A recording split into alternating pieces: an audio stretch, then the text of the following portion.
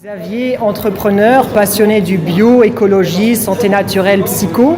Je suis aujourd'hui avec Maryse Lehoux, que je viens de rencontrer au séminaire Entrepreneur libre de Sébastien, le marketeur français. Maryse, bonjour, donc, Xavier. merci, est professeure de yoga, entrepreneur et auteure. Et elle va nous partager dans cette vidéo son cheminement de l'idée de son livre à la réalisation de son livre. Je vous laisse avec elle pour cette histoire passionnante. Super, merci beaucoup Xavier. Et en tant qu'entrepreneur, souvent, on a des rêves. Vous êtes un entrepreneur probablement parce que vous voulez contribuer dans le monde, parce que vous voulez apporter quelque chose aux autres.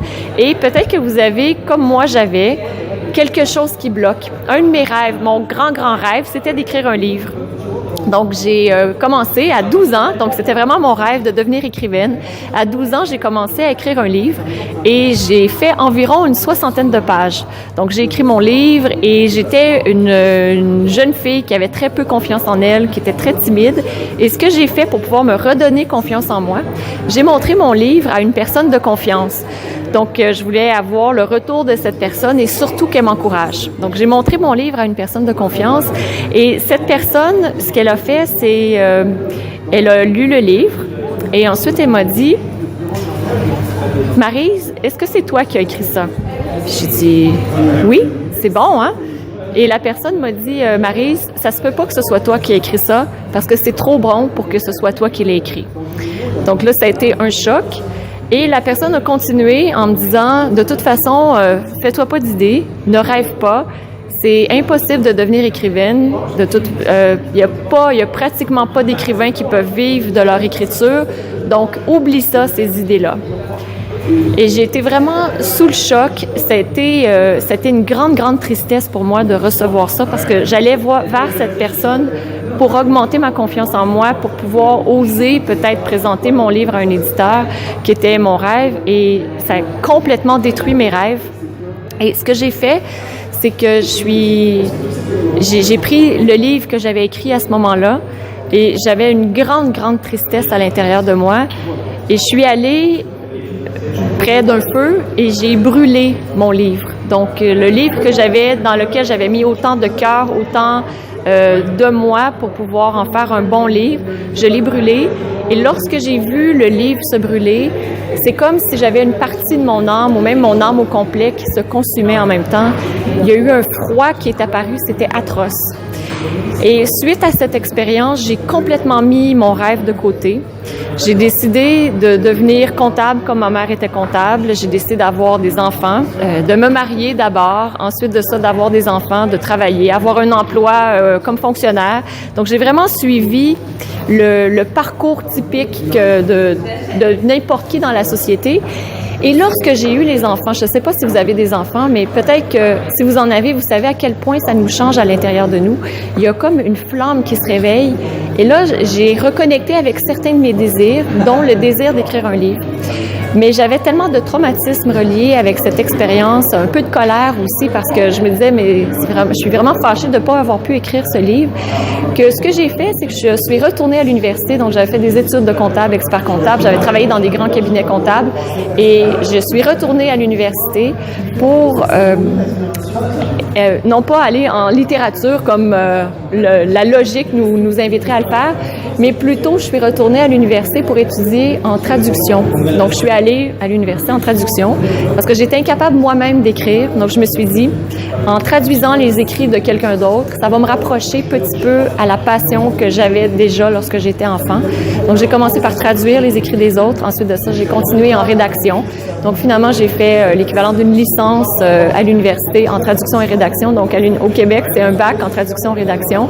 Donc je suis certifiée, je suis traductrice et aussi rédactrice, mais je réussissais pas à débloquer ce côté. Et j'ai rencontré un entrepreneur à un moment donné, un entrepreneur russe, et il m'a ouvert des portes incroyables. Donc ce qui s'est produit, c'est lorsque je l'ai rencontré, il avait écrit 140 quelques livres. Donc vous imaginez 140 quelques livres, et sur ces livres, il en avait plus de 50 qui étaient des best-sellers. Donc Et dans l'année où je l'ai rencontré, il avait pour objectif de publier 1 livre par semaine. Et je me disais, mais c'est impossible. Et le week-end que je l'ai rencontré, 3 jours. Je l'ai rencontré 3 jours et il a écrit 2 livres pendant les 3 jours où on était ensemble et nous, on avait des ateliers toute la journée. Je me suis dit, mais c'est incroyable d'être capable de faire ça. Et j'ai relevé le défi. Ça n'a pas été facile parce que du moment où j'ai décidé d'écrire mon livre et le moment de publication, il s'est produit 2 ans. Donc, la première année, j'ai vraiment bûché, j'ai travaillé fort, j'ai réussi à peine à écrire en 1 an et demi 45 pages de mon livre.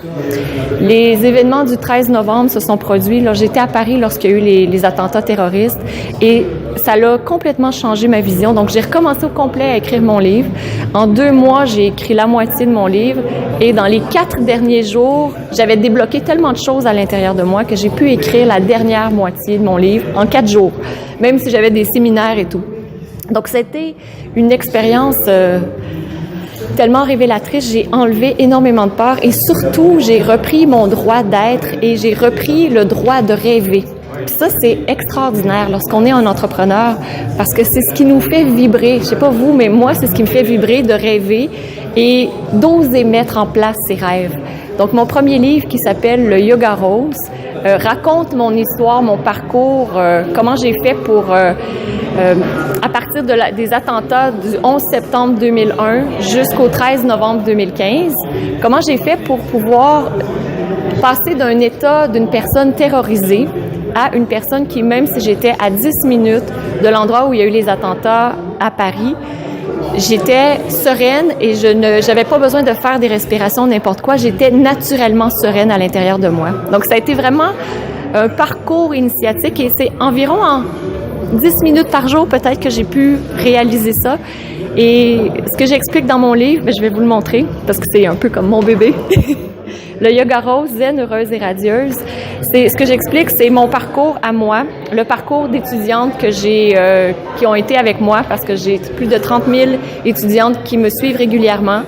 Sur YouTube, j'ai plus d'un demi-million de vues sur YouTube et ça augmente tous les jours parce que les vidéos sont très, très populaires. Vous allez d'ailleurs en voir sur le blog, sur le Facebook bientôt. Donc, dans ce livre, je vous explique c'est quoi mon parcours. C'est pas seulement un livre de yoga, mais il y a tout un volet de développement personnel aussi. Et aussi, c'est la personne, comment j'ai fait moi pour devenir la personne que je suis maintenant. Et on sait qu'en tant qu'entrepreneur, c'est vraiment très important de se développer personnellement pour qu'on puisse atteindre et rejoindre le plus de gens et contribuer par la suite. Donc, c'est un peu le message que je voulais vous partager. Et vous pouvez lire les premiers chapitres sur le site leyogarose.com. Donc, je vous invite à le télécharger. Vous allez pouvoir avoir les 45 premières pages.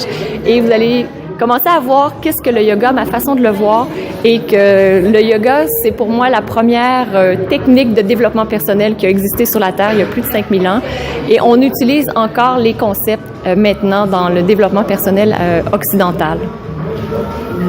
Merci Maryse beaucoup pour ton partage.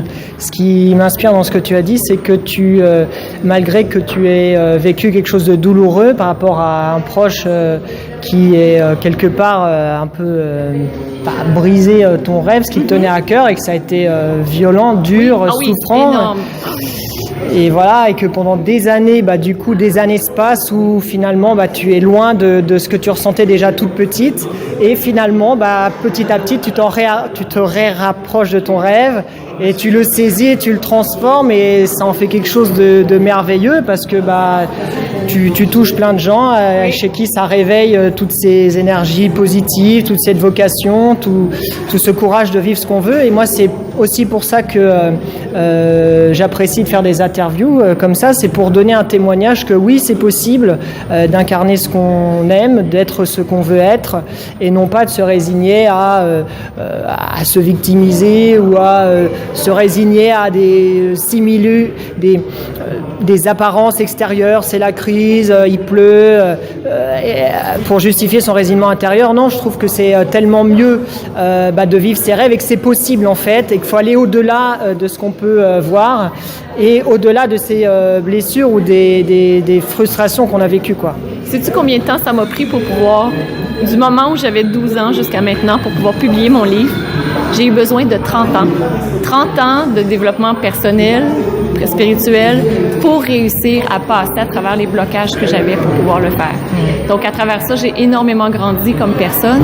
Et s'il y a un message peut-être que je peux passer aux entrepreneurs qui écoutent, c'est lorsque vous rencontrez des difficultés, comme tu le disais, on apprend à être soi-même et les difficultés sont là pour nous aider à enlever des blocages qu'on a, des peurs qu'on peut avoir. Lorsque vous avez rencontré cette difficulté, c'est un peu comme un cadeau qu'on a par la suite. On le voit, sur le coup, j'avoue, on ne voit pas ça du tout comme un cadeau, mais par la suite, on peut le voir comme un cadeau pour nous amener à un niveau beaucoup plus loin. Et ma vision, je peux partager ma vision. Donc, en ce moment, je rejoins quand même près d'1 million de personnes à travers tous les endroits où je suis. Puis ma vision, c'est d'aider et d'accompagner 10 millions de personnes, de femmes, à vivre dans la santé, la sérénité, la paix intérieure, mais en 10 minutes par jour. Donc, 10 millions en 10 minutes. Ouais. C'est super, c'est intéressant et je pense qu'il y a plein de gens qui seront intéressés par ça, puisqu'il y a de plus en plus de gens qui veulent réveiller leur flamme intérieure, qui veulent être plus heureux, qui veulent plus être esclaves. Et je pense que ça se généralise sur la planète, et tant mieux, parce que je pense qu'on n'est pas né pour être soumis et subir sa vie, mais plutôt pour être heureux, acteur. Et effectivement, c'est pas du tout gratuit, c'est pas du tout fait, sinon je trouve que ça serait pas intéressant la vie si tout nous était donné sans rien faire, ça aurait aucun sens. Donc les épreuves font partie de la vie. C'est un tremplin sur lequel je peux m'appuyer pour grandir. Et donc, si j'ai une épreuve, je me dis qu'est-ce que je peux transformer en moi pour transformer la situation. Et du coup, il n'y a plus de négatif. Ça veut dire que même dans le négatif, bon, ok, il y a des trésors, il y a des perles dans cette situation. Moi, je l'ai vécu plusieurs fois et ça continuera de l'être. Voilà, la vie est belle. Bien. Et on va continuer dans les prochaines vidéos à vous partager tout ça. Et puis n'hésitez pas vous-même à partager votre expérience en vidéo avec des commentaires, à partager vos pages, etc. Et donc, écrivez un commentaire en dessous. C'est toujours agréable de vous lire, de voir ce que vous avez pensé et peut-être aussi quelles sont les peurs que vous vivez présentement. C'est quoi qu'est-ce qui vous bloque présentement que vous aimeriez réaliser comme rêve?